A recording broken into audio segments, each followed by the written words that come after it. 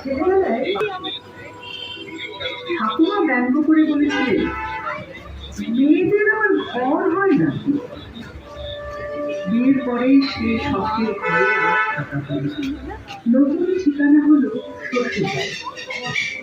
সেবার যখন বাপের বাড়ি গেলাম, দেখি আমার সেই সাজানো ঘর বর্তমানে আবর্জনা রাখার ঘরে পরিণত হয়েছে। এখন আমি ষাটের দোরগোড়ায়। বৌমা বলে আমার জায়গা নাকি বৃদ্ধাশ্রমে। পেরিয়ে গেছে অনেকগুলো যুগ।